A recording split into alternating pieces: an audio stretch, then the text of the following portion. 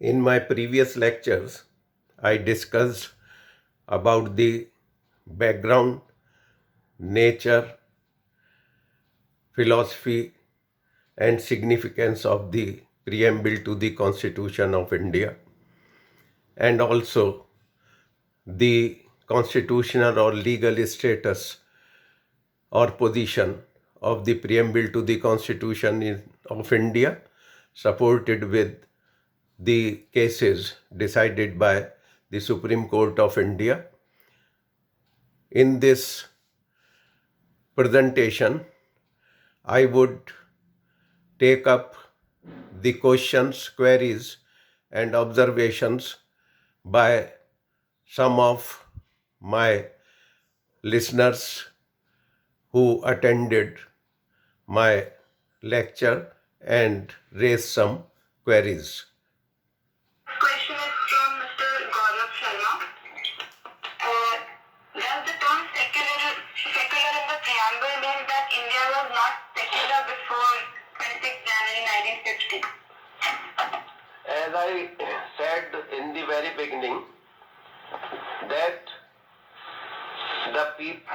we have the people of India, having resolved to constitute whatever the India was, we are not concerned with that. We are concerned with the India of future. The Constitution is meant to run the future government. So it was said that secularism is part of the general life of the people in India, and therefore it was not originally or initially included in the preamble of the Constitution. And the Constitutional Assembly debates show it that it was the consensus of the Constituent Assembly that it is very much depicted in the provisions of the Constitution. So there was no need of adding expressly the word secularism. So we are not concerned, or that would be a matter of another seminar, webinar or lecture if we go in the background of secularism in India. Next. The next question is from Mr. Praveen Kumar. He says that secular means what we talk about the duties of a person or citizens of India. Is it different from community to community or religion to religion? As I told, secularism means the state in a political society, in a political and independent society, and specifically in a democratic society. Secularism means that there is no religion of a state, no religion of nation, but freedom to all people to observe their own religion, and even the state have a responsibility to facilitate them to perform their religious activities.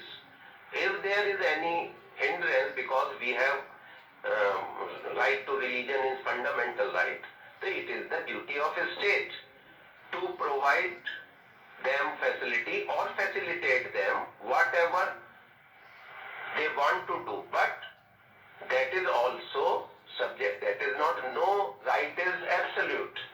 That is also subject to morality, public health, and other certain restrictions. So, secularism cannot be related with dharma. What we talk, I think the person wanted to ask about the dharma. Am I clear? They generally confuse the secularism with dharma. The dharma, which is an origin of Hindu tradition or ancient Hindu philosophy, not like that. Generally, we interpret dharma as duty, and we say that it is the historical aspect of dharma that we must perform our duties. Or if we go into religion or Hindu dharma, we say that Hindu dharma is a way of life, a way of activities. So there is no harm in having those activities under Hindutva. We should, all the people in India must have that type of activities which are being given from the ancient time in the form of dharma or activities. But that dharma is different from the religion, or that cannot be interpreted in terms of secularism, because when we talk of dharma, at that time there was single religion. Dharma originated thousands of years ago. There was merely Hinduism only. There was no other dharma. So there was no concept of secularism. Everybody was entitled to perform his or her dharma or religion. So dharma and religion were same. Dharma depicted duty, and now also we, as I told about Dugvi, that duty is important than right. In Constitution also, the fundamental rights are the, in another sense, duties of or restriction on the state not to do affirmative, positive as well as negative, not to do and what to do. Both the things are included in the fundamental right against the state. What the state should provide to the people and what the state should not do against the freedom of people. So we should not, like as scholars of law or from educational fraternity or community, we should not confuse secularism with the dharma or with the sects. Sects are the various branches of a particular religion. Like we have various sects in Hindu dharma, various sects in Muslim, various sects. Almost every dharma has more than one sect. Whether it is Buddhism, whether it is Jainism, whether it is Christianity. So here secularism means that all the religions, Hindu, Muslim, Sikh, Jain and Bauddha are part of the Hindu. The other, any Jews or any one, because right to religion is given to the person, non-citizens also. So everyone who is in India must be given freedom to have his own way of following religious activities, but not to the detriment of others. And the state has a duty to protect their right. So you might have seen then in various processions relating to religious activities, the local administration help them and facilitate them to have proper administration and proper law and order. Ji, next. Thank you, sir. Next question is from Mr. Rohit Shukla. His question is, Austin defines the term sovereign as the sovereign in any legal system is that person or group of persons habitually obeyed by the bulk of the population, which does not habitually obey anyone else. Do you agree with the given definition of sovereignty? Is it applicable to the people of India? Yes. This is the definition given by Austin. And this is related with internal sovereignty.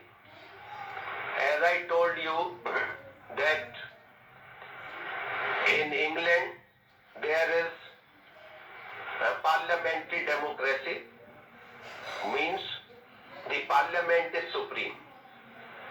Therefore, Austin, in the characteristics of sovereign, mentioned that sovereignty is indivisible. At the initial stage, Austin said that sovereign is the person. Then he came to the body of persons. Initially, he wanted to make some individual as sovereign. But when the point came to the parliament is consisting of several persons. So he came to the concept of body of persons. So the definition just quoted by the participant is related with internal sovereignty. External sovereignty is clear that a sovereign state is that which is not governed by any external authority or state or organization. Internal sovereignty, I submitted that in India, we cannot have sovereignty in single person or single body, because I interpreted we the people of India who gave the constitution are still sovereign, and in a sense they are actual sovereign also, because they are responsible for the implementation of the constitution. Not only the today's government is responsible for the implementation, because people have resolved to constitute India into such a manner and adopted and given to themselves, enacted. The constitution was enacted by them. So the legislature has enacted something, they are under responsibility to implement that also. So the people of India are not only the part of sovereignty, as I gave the division of sovereignty in India or in other federal system like US also, the sovereignty cannot be indivisible, cannot be in single authority. So in India, legal sovereign is constitution from the angle of political science. I did not express at that time because it might have gone lengthy. From political science point of view, they consider legislature as the legal sovereign. They consider constitution as philosophical or theoretical sovereign only. They consider legislature as the legal or de jure sovereign. And they consider people as, I said that I consider people as ultimate sovereign. The political scientists say that people are the political sovereign, not ultimate sovereign. But as I tried to interpret the preamble of the constitution from the angle of people, I want to give absolute responsibility to the people of India to implement also the constitutional provisions. Not only that we have given, now we will do nothing. We have established an institution like your institution, and then the initiators would say, now we would not do anything. You have to do. So this is not true from my angle. This cannot be a justified interpretation. So people of India are the ultimate sovereign, but there need to be a day-to-day sovereign, that is parliament, that or union legislature as well as the state legislatures, because we have federal system of government. Next. Thank you, sir, for answering the question. Now, with your permission, I would like to invite Mr. Asad Alvid, Senior Advocate of Supreme Court, जी They have to speak for 2 minutes. जी please welcome sir welcome sir Hello. जी Can you hear me? Yes sir Sir, I am grateful at length you have given such a beautiful speech on 15 and 20 lines of the Constitution. This preamble is such a beautiful preamble. And I used to think that I am the authority of Constitution because I am practicing in Supreme Court for Yes. last 30 years. Yes, I know, sir. Today, but today I'm feeling that I'm a student. I'm still a student. I have learned a lot from you, and after this lengthy speech, I have nothing to say more. But preamble के बारे में I want to say few things. Please Preamble basically is like मैं इसे formal words में ना कहूँ तो ये ऐसा है कि जैसे किसी फिल्म का टाइटल सॉन्ग होता है. जी Preamble is like ऐसा है कि जैसे उर्दू में जब हम कोई किताब लिखते हैं जी तो उसमें 4 लाइनें लिखते हैं, इंतसाब उसे कहते हैं. जी किसी और हिंदी की किताब में अगर हम लिखते हैं तो उसे प्रस्तावना कहते जी हैं. जी जी और जैसा कि नॉर्मली कभी ये जो नॉर्मल गुफ्तगू में जब कभी बात होती है तो हम कहते हैं कि लिफाफा देखकर मजमून भांप लेते हैं. जी तो preamble is like that. जी जी कि ये it's a summary of the entire constitution. जी और इसी पे constitution based है. जी आज अभी एक जजमेंट आया था सुप्रीम कोर्ट ऑफ इंडिया का जी Anuradha Patel in connection of internet disconnection in Jammu and Kashmir. जी तो उसमें एक चार्ल्स डिकेंस की 4 लाइन से उस जजमेंट को शुरू किया गया था. जी तो उस पूरे जजमेंट का जो समरी थी that was the 4 lines which has been borrowed from the Charles Dickens novel A Tale of Two Cities. जी जिसमें शुरू में कहा गया था कि it was the best of times, it was the worst of times, it was the age of wisdom, it was the age of foolishness. तो basically किसी भी डॉक्यूमेंट का जो प्रेम्बल है, जो प्रस्तावना है, जो प्रीफेस है, जी उस पूरी डॉक्यूमेंट की पूरी अक्कासी करता है. पूरा उसकी एक रूह होता है, उसका पूरी एक स्पिरिट होता है, पूरी एक सोल होता है. आप इतनी लंबी स्पीच के बाद कोई लीगल बात करना या लीगल बात बताना तो मेरे लिए बहुत डिफिकल्ट है. बिकॉज मुझे आज लगा कि I am student, I am still a student. I have learned a lot from your speech and I am grateful that Mr. Mohit Tyagi has given me such a beautiful opportunity to interact with you, to interact with all the people, and I am grateful from the core of my heart that I have participated in such a beautiful seminar, and I believe that further Mr. Mohit Tyagi and the organizers will invite me if they will organize such type of beautiful seminars. Thank you so much. Thank you.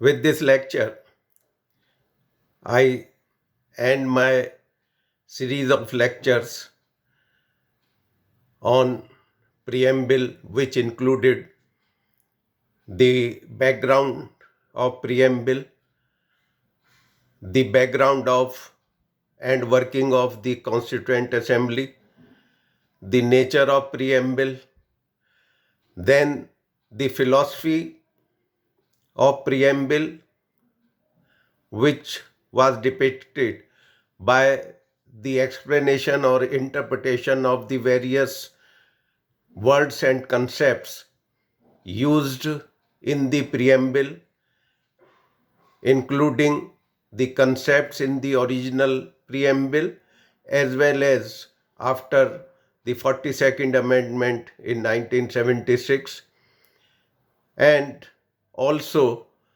the constitutional or legal status or position of the preamble, and along with that I presented some of the queries and observation and my response to those queries, questions in this series of lectures on Preamble to the Constitution of India. With these words, I thank and wish all of you everything in life, a successful life, and especially a very successful academic life and academic endeavors. Thank you very much and all the best.